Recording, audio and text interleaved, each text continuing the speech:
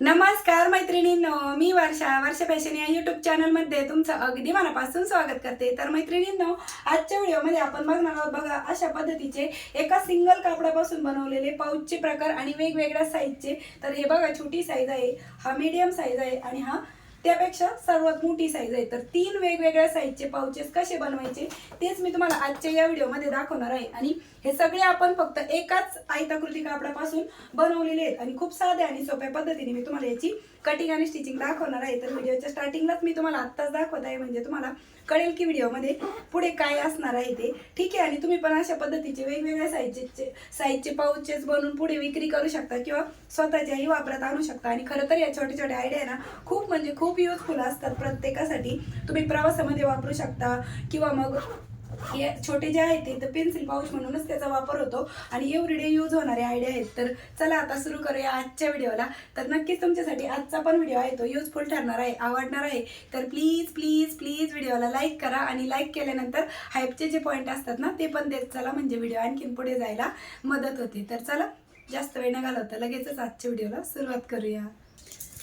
तर मैत्रिणींनो, आजच्या आयडियासाठी बघा, मी इथे ना अस्तासाठी एक कपडा ठेवून घेतलाय, वरतून एक मेन फॅब्रिक पण ठेवून घेतलेला आहे आणि इकडे पण सेम तेच आहे। आता तुम्हाला याचे माप पण मी स्क्रीनवरती पण दिलेले आहेत। हे बघा, 10 बाय 12 इंचचा हा एक आयताकृती पीस आहे। 2 नंबरचा 12 बाय 14 इंचचा आयताकृती पीस आहे आणि जो सगळ्यात मोठा आहे ना त्याचा पण मेजरमेंट सांगते। तर यावरती अगोदर मेन फॅब्रिक ठेवून घेते, हे दोन साईडला ठेवते व्हिडिओमध्ये व्यवस्थित दिसण्यासाठी। आणि हा जो मोठा पार्ट आहे याची रुंदी आहे 14 इंच आणि लांबी आहे 18 इंच। तर या तीनही फॅब्रिकवरती आपल्याला तिरप्या तिरप्या टिपा मारून क्विल्टिंग करून घ्यायची आहे आणि नंतर एक्स्ट्राचं जेवढं फॅब्रिक असेल ना राईस बॅगपेक्षा ते कट करून घ्यायचं। तर अशा प्रकारे मैत्रिणींनो, या तीनही पार्टवरती मी तिरप्या तिरप्या टिपा मारून क्विल्ट केलं आहे। हे 10 बाय 12 इंच, त्यानंतर हा 12 बाय 14 इंच, तुम्हाला कळण्यासाठी मी इथे माप पण लिहून ठेवले, आणि त्यानंतर हा 14 बाय 18 इंच। आणि तीनही पार्टवरती आपण क्विल्ट केली, कारण की आपण सोबतच तीनही पाऊच कशी शिवायची ना ते बघत आहोत। आता जिकडनं आपली रुंदीची साईड आहे तिन्ही बाजूची, तर तिकडनं आपल्याला झिप अटॅच करून घ्यायची आहे बघा।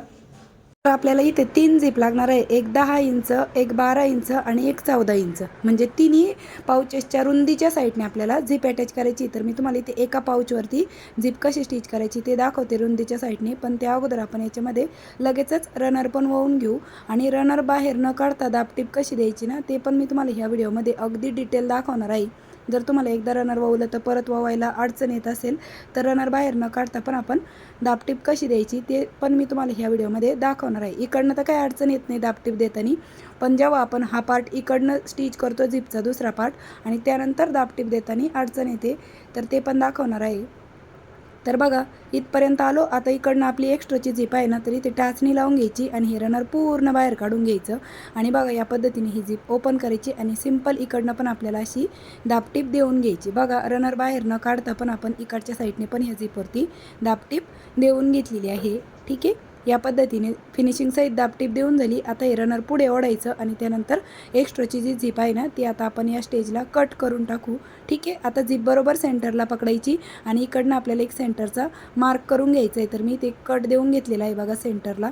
ठीक आहे, आणि एक मार्किंग पण करत आहे तुम्हाला कळण्यासाठी, मला दिसतंय पण व्हिडिओमध्ये दिसण्यासाठी मी ही मार्किंग करून घेत आहे। आणि त्यानंतर हा पार्ट अशा पद्धतीने आपल्याला कडेकडेला स्टिच करून घ्यायचं आहे। आणि इकडच्या ह्या 2 पार्टला पण मी अगोदर झिप अटॅच करते आणि मग दाखवते।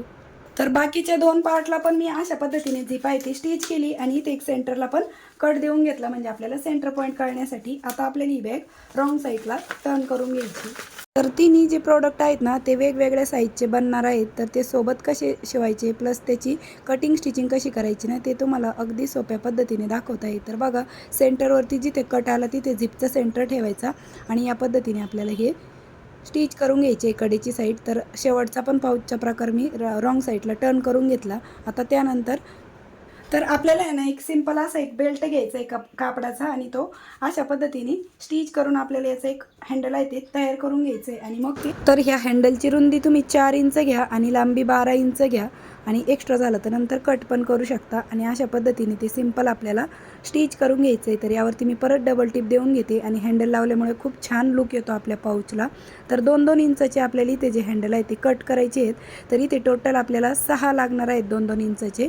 तर मी इथे अशा पद्धतीने एक कट केला, त्यावरतीच ठेवून बाकीचे पण कट करून घेतले. आणि बघा जिथे झिप आहे ना तिथेच आपल्याला ते अशा पद्धतीने फोल्ड करून बरोबर जिथे झिप येईल, म्हणजे झिपचा आता आपण खाली पण सेंटर मार्क केलेलंच आहे, म्हणजे ते झिपवरतीच येणार आहे. आणि या पद्धतीने आपल्याला हे कडेकडेला स्टिच करून घ्यायचे. तर बघा या साईडने स्टिच केलं, आता इकडनं पण मी स्टिच करून घेते. आणि राहिलेल्या 2 पाऊचला पण मी हे जे हँडल तयार केलेले आहेत आपण 2-2 इंचचे, ते अशाच पद्धतीने ठेवून स्टिच करायचे. आणि मग दोनही कडा आहेत त्या पण आपल्याला स्टिच करून घ्यायचे. तर चला हे हँडल प्लस दोन्ही कडा स्टिच करून घेते. तर अशा प्रकारे मैत्रिणींनो ह्या तीनही जे पाऊच आहेत ना त्याच्या कडेकडेला आपण स्टिच करून घेतलेला आहे बघा. आणि इथे झिपच्या मध्ये जे हँडलवाला पार्ट होता ना तो पण आपण स्टिच करून घेतलेला आहे बघा. हा ठीक आहे, ही पट्टी आहे ती. आता त्यानंतर हे आहे आपला 10 बाय 12 इंच, हा आहे 12 बाय 14 इंच आणि हा आहे 14 बाय 18 इंचाचा. ठीक आहे, तर आता त्याचे आपल्याला 4 कॉर्नर कट करायचे. तर ह्याचा जो कॉर्नर आहे ना तो आपल्याला, ही जी शिलाई आहे आपली बघा ही शिलाई, तर याच्या पुढे 1 इंचावरती मार्क करायचं आहे आणि इकडनं पण 1 इंच. तर तीनही कापडाची साईज वेगवेगळी होती, तर कॉर्नर पण आपल्याला वेगवेगळेच कट करायचे. तर बघा हा जो 2 नंबरचा आहे त्याचा आपल्याला 1.5 बाय 1.5 इंचाचा कॉर्नर आहे तो कट करून घ्यायचा आहे बघा. मी इथे तुम्हाला लिहून पण दाखवलं आहे.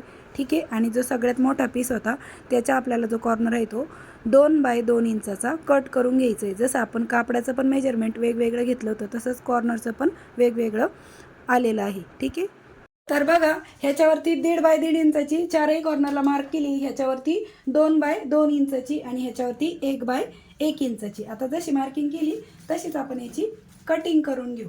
तर एकाच वेळी तुम्ही वेगवेगळ्या साईजचे अशा पद्धतीने पाऊचचे प्रकार आहेत ते अगदी सोप्या पद्धतीने बनवू शकता. तर मी तुम्हाला इथे आयडिया आहेत त्या शेअर करत असते नवीन नवीन, तर तुम्हाला आवडत असतील तर कमेंट करून नक्की सांगत चला. तर राहिलेले पण कट करते. तर अशा प्रकारे मैत्रिणींनो हे तीनही जे पीस आहेत त्याचे कॉर्नर आहेत ते आपण 4ही कॉर्नर कट करून घेतलेले आहेत. आता त्यानंतर आपल्याला हे जे कॉर्नर आहेत ना ते अशा पद्धतीने पकडायचे आहेत आणि यावरती बघा अशी स्टिच करून घ्यायची. सेम हा पण कॉर्नर आपल्याला अशा पद्धतीने पकडायचा आणि यावरती स्टिच करून घ्यायचे. म्हणजे तीनही पीस जे आहेत ना त्याचे कॉर्नर आपल्याला सेम अशा पद्धतीने पकडून स्टिच करून घ्यायचे आहेत. तर चला मी यांचे जे कॉर्नर आहेत ना ते पण स्टिच करून घेते आणि मग दाखवते तुम्हाला स्टिच झाल्याच्या नंतर. ठीक आहे, तर अशा प्रकारे मैत्रिणींनो तीनही पाऊचचे हे जे कॉर्नर आहेत ना ते 4ही कॉर्नर मी स्टिच करून घेतलेले आहेत बघा या पद्धतीने. आता त्यानंतर आपल्याला ही झिप आहे ती ओपन करून घ्यायची आणि हे राईट साईडला टर्न करून घ्यायचे. आणि बघा किती साध्या आणि सोप्या पद्धतीने वेगवेगळे साईजचे पाऊचचे प्रकार मी आज तुमच्यासोबत शेअर केलेले आहेत. राहिलेले 2 पाऊच पण राईट साईडला टर्न करून घेते. तर अशा प्रकारे राहिलेले 2 पाऊच पण मी राईट साईडला टर्न करून घेतलेले आहेत. आणि बघा हे सर्वात छोटं, हे मीडियम साईज आणि हे मोठं. तर अशा पद्धतीने आपले 3 साईजचे वेगवेगळ्या साईजचे पाऊच मी तुम्हाला एकाच व्हिडिओमध्ये दाखवलेले आहेत. आणि याची कटिंग आणि स्टिचिंग तुम्हाला नक्कीच आवडली असेल. आणि त्याचबरोबर आतमधला स्पेस पण तुम्ही बघू शकता या पद्धतीने आहे. आणि त्याचबरोबर आपण इकडनं झिप ओढताना ना ते पकडण्यासाठी हँडल पण दिलेलं आहे बघा. आतल्या साईडने एवढा मोठा स्पेस आहे आणि हे तर खूपच मोठं आहे, याच्यामध्ये तुमचं बरंचसं सामान आहे ते बसणार आहे. तर मैत्रिणींनो नक्कीच तुम्हाला आपली आजची आयडिया आवडली असेल, कारण की फक्त एकाच सिंगल कापडापासून आपण या ज्या आयडिया आहेत त्या तुम्हाला मी दाखवलेल्या आहेत बनवून. आता याचं शिवून तयार माप पण किती रेडी राहिले ना ते पण मोजून दाखवते. तर हे बघा याची लांबी आहे 7 इंच, रुंदी आहे 3 इंच आणि उंची आहे 3 इंच. 7 3 3.